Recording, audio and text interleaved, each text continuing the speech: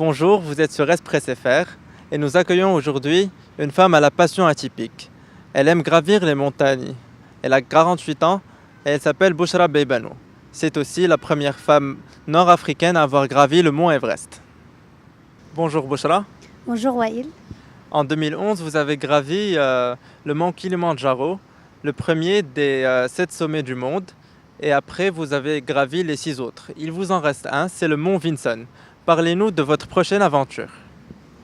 Effectivement, comme vous avez dit, depuis 2011, j'ai commencé mon projet des 7 sommets du monde.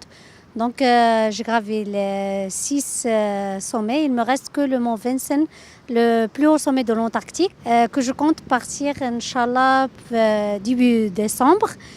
C'est un sommet qui se trouve dans un continent un peu, on peut dire, isolé du monde. Continent qui est très froid et qui a plusieurs caractéristiques que les conditions climatiques très difficiles, il y a beaucoup de vent. Le mont Vinson se trouve dans l'Antarctique. C'est un continent au climat très rude. Hormis le climat, quelles sont les difficultés que pose ce sommet? Alors, le sommet Vinson se trouve en Antarctique, comme tu as dit tout à l'heure. C'est vraiment un continent isolé qui présente des conditions climatiques très difficiles. Il y a beaucoup de froid et aussi beaucoup de vent. Et donc, ce qui rend l'ascension un peu difficile.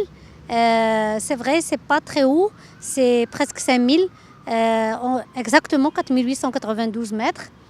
Mais avec les conditions climatiques très difficiles, ça rend l'ascension difficile. Combien de temps durera cette ascension?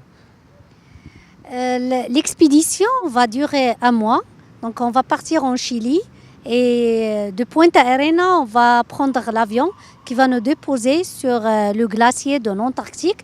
Et de là, on commence la marche vers le sommet. Donc, ça va nous prendre presque sur le continent de l'Antarctique 18 jours pour faire le sommet et revenir. Et puis, aussi, pour retourner jusqu'en Chili, ça va faire un mois. Cette ascension demande une longue préparation physique et mentale.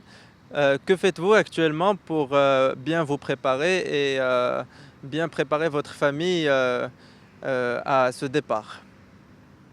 Oui, pour la préparation physique, donc je fais presque 3 heures par jour. Je travaille sur le cardio, je fais de la musculation aussi, je fais beaucoup du sport de toutes sortes pour bien me préparer physiquement. Bien sûr, l'ascension des sommets, c'est la préparation la plus bénéfique. Donc, je vais bientôt partir pour faire l'ascension de Toubkal pour m'entraîner. Pour la préparation mentale, oui, c'est très important parce que pour supporter le froid pendant plusieurs jours, vivre dans les conditions climatiques, c'est pas facile. Donc, il faut être très fort psychiquement et ça se prépare par la méditation, aussi du yoga. Vous parliez justement de sacrifice et votre fille qui a 13 ans a sûrement besoin de votre présence. Donc, qu'est-ce qu'elle pense de ces absences répétées pour l'entraînement et pour les ascensions multiples que vous aviez faites et que vous ferez par la suite? Effectivement, ma fille n'aime pas ça. D'ailleurs, quand elle était petite, elle commence toujours à pleurer quand je pars. Maintenant, elle a 13 ans, donc elle commence à devenir plus... il supporte plus mon départ, mais pour elle, la montagne la prive de sa maman. Donc, elle n'aime pas trop partir en montagne.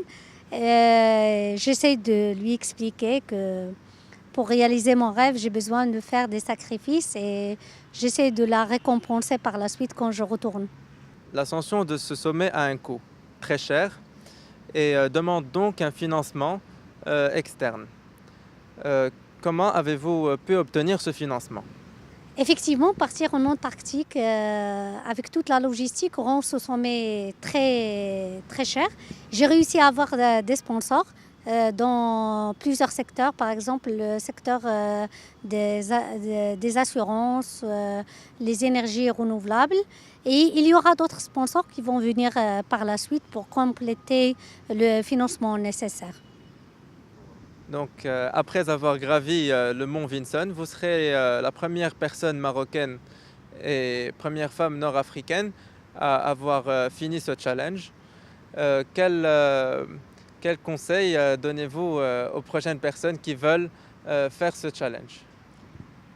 Je peux leur dire qu'il faut croire à vos rêves. Effectivement, moi j'ai cru à mon rêve et j'ai réussi à le réaliser, Inch'Allah.